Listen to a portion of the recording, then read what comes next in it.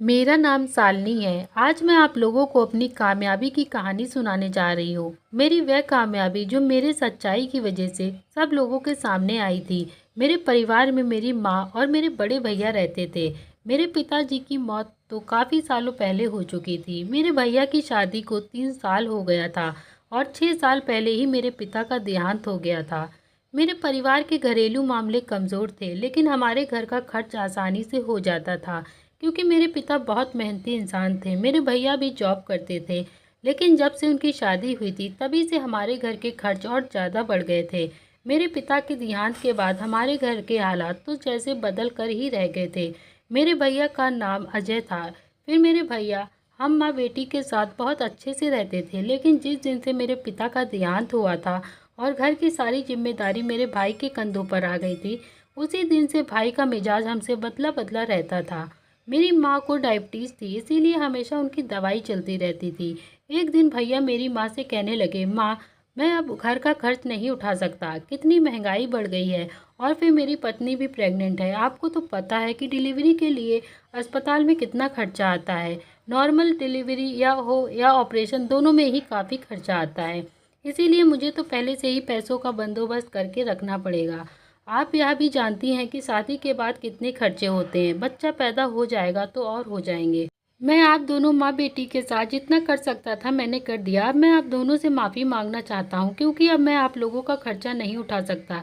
मैं तो भाई की सारी बातें सुनकर हक्का बक्का सी रह गई थी। माँ फिर भैया से कहने लगी, बेटा आप जानते हो हमारा इस दुनिया में तुम्हारे अलावा कोई नहीं है।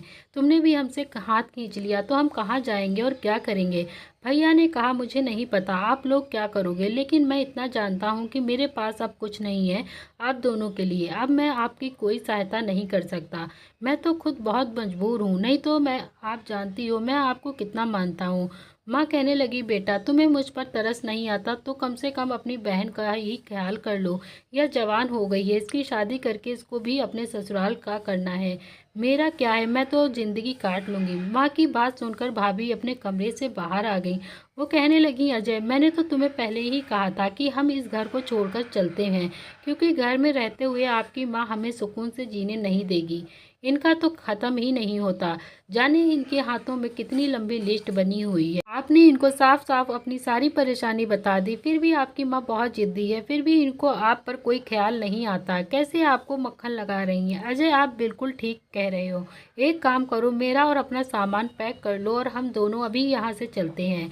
मेरी माँ तो यह बात सुनकर जैसे पागल ही हो गई थी। माँ कहने लगी, नहीं नहीं बेटा तुम मत करना, कोई बात नहीं। तुम घर के खर्च नहीं देना चाहते हो तो मत दो, लेकिन तुम इस घर को छोड़कर कहीं नहीं जाओगे। मेरे लिए इतना ही काफ़ी है, इस घर में रहो। एक मर्द का घर में होना बहुत ज़रूरी है, क्योंकि इस घर में तुम्हारी जवान बहन बैठी हुई है। तुम्हारी वजह से कोई गलत नज़र नहीं उठा सकेगा।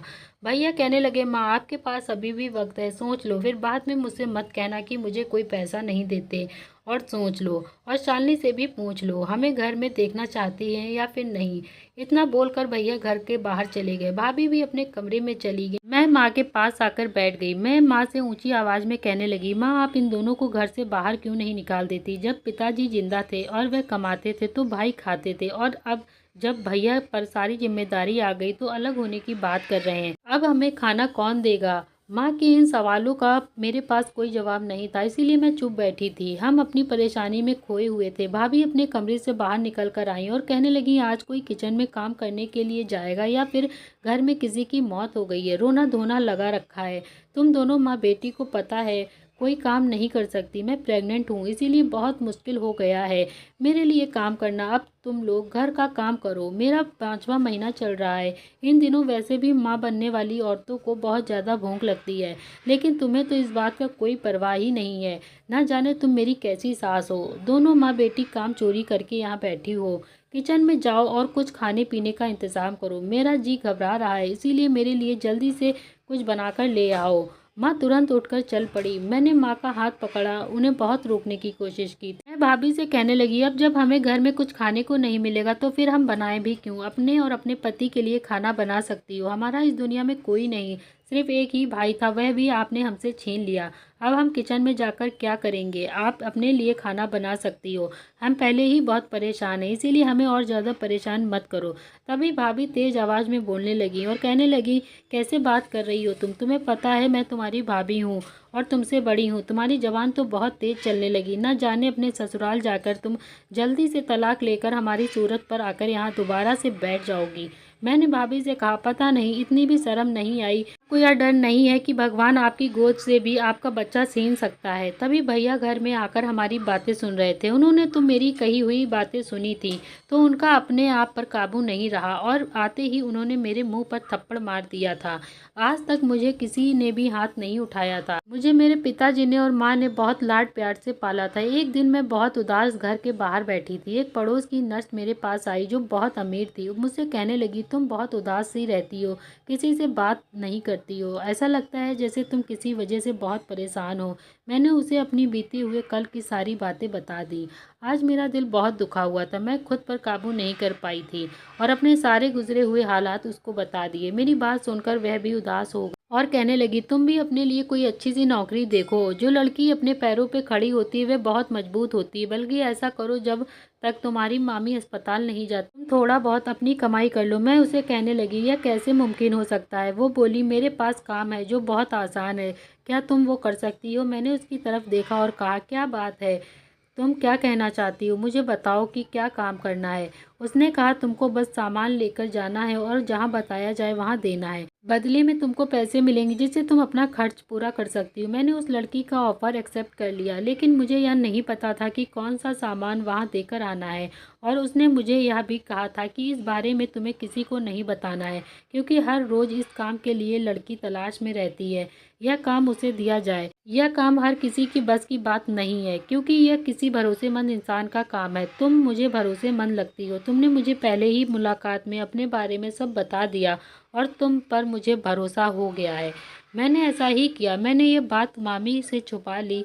जब भी मैं ऑपरेशन रूम में जाती थी तभी वहाँ से वह पैकेट लेकर आती थी और मुझे कहती, इस पते पर जाकर पैकेट तुम्हें पहुँचाना है। उस पते पर जब मैं गई तो वहाँ मुझे बहुत बड़ा अस्पताल बना हुआ था। अस्पताल में जाकर मुझे वहाँ के चपरासी से मिलना था और उसको यह पैकेट देकर आना था। मैं ठीक से जाकर सामान देकर आ जाती थी, बदले में इस तरह से वो मुझे हज़ारों रुपए देती थी। इस तरह से एक हफ्ते में मैंने 60,000 रुपये कमा लिए थे। उनको देखकर मैं बहुत खुश होती थी, क्योंकि यह मेरी कमाई के थे।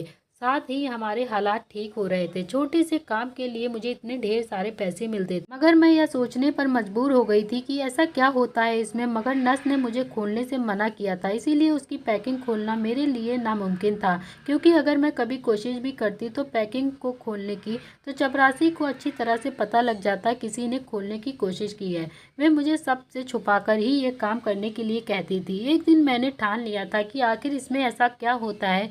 मुझे बेचैनी हो रही थी कि मैं खोल कर देखूं, लेकिन कभी कभी डर जाती थी कहीं ऐसा ना हो जाए कि मेरे पास जो पैसे आ रहे हैं वह भी मेरे हाथ से निकल जाएं। बस ऐसी ही बात को सोच सोच कर मैं रह जाती थी। एक दिन मैंने पैकेट देकर चपरासी का पीछा किया। मैं उसके पीछे पीछे चल रही थी, उसे महसूस नहीं होने दिया। और फिर वहाँ एक छोटा सा कमरा बना हुआ, कमरे में बहुत सारे शीशे के शोकेस थे। वहाँ पर न जाने कौन था, समझ नहीं पा रही थी। उन लोगों ने पैकेट उठा लिया और दरवाज़ा अंदर से बंद कर लिया। उसके बाद जो कुछ भी कमरे में हो रहा था वह देखना मेरे लिए मुश्किल हो गया था। चपरासी का पीछा करने के बावजूद भी मैं अंदर का राज नहीं जान पाई। मैंने सोच लिया था कि आज मैं खुद ही पैकेट को खोलकर देख लूँगी, और वैसा ही हुआ। जब उसने मुझे वो पैकेट का पैकिंग दिया, वहाँ से तो मैं लेकर चली आई और रास्ते में ही मैंने खोल कर देख लिया। जैसे ही पैकेट को खोल कर देखा तो मेरी आंखें फटी की फटी रह गई, क्योंकि इस पैकेट में तो लोगों की किडनी डली हुई थी, जो कि बहुत अच्छे से रखी थी। अब सारा का सारा खेल मुझे समझ आ गई थी। अस्पताल में लोगों के ऑपरेशन के दौरान उनकी किडनी निकाल लिया जाता था और वहाँ के डॉक्टर और नर्स मिलकर उनकी किडनी को मेरी सहायता से दूसरे अस्पताल में पहुँचा रहे थे, जहाँ किडनियों को महंगे दामों में खरीदा जाता था। इसी तरीके से अस्पताल का स्टाफ बहुत अच्छी कमाई कर रहा था। ऑपरेशन के दौरान मरीजों का यह बात नहीं पता चल पाती थी। अस्पताल सरकारी अस्पताल था, जहाँ पर बहुत सारे गरीब लोग अपना इलाज करवाने के लिए आते थे। वहाँ से सारे डॉक्टर एक जैसे नहीं थे। मैंने सोच लिया था कि अस्पताल की सच्चाई सबके सामने लेकर आऊँगी। आखिरकार गरीबों के साथ बहुत बड़ा धोखा किया जा रहा था। गैर कानूनी काम करवा रही थी, लेकिन मैंने सोच लिया था उसके साथ नहीं दूंगी, चाहे दुनिया इधर की इधर हो जाए। अस्पताल के डॉक्टर के पास फिर मैं चली गई। मैंने सीनियर डॉक्टर को बताया, इस खबर से बिल्कुल अनजान। उन्हें नहीं पता था कि उनके नीचे जो छोटे डॉक्टर काम करते हैं वह इस तरह का गैर कानूनी काम कर रहे हैं। वे मेरी बात सुनकर हैरान हो गए थे। उन्होंने पहले तो मेरी बात मानने से इनकार कर दिया, फिर जब मैंने उनको सबूत दिखाया तो उन्होंने इस बात को मान लिया था और मेरा शुक्रिया अदा करने लगे। और उन्होंने मुझसे कहा कि हम अभी पुलिस को बुलाकर लोगों को यहाँ से निकाल देंगे। और फिर फौरन ही पुलिस को बुलाया गया और उन सब को जेल भेज दिया गया जो ये गलत काम कर रहे थे। और वहाँ के डॉक्टर ने मुझे इनाम के तौर पर 1 करोड़ रुपए दिए और एक अच्छी नौकरी दी। मेरी माँ और मेरी ज़िंदगी खुशियों से भर गई थी। तो दोस्तों, आपको अपने लालच में कभी भी किसी गलत काम में हाथ नहीं डालना है। आपको हमेशा सही और सच का साथ देना है। आपकी कामयाबी जल्द ही आपको मिलेगी। तो उम्मीद करती हूँ आज की कहानी आपको पसंद आई होगी। प्लीज़ चैनल को लाइक शेयर सब्सक्राइब करके अपना ढेर सारा प्यार और सपोर्ट ज़रूर दें। Thank you.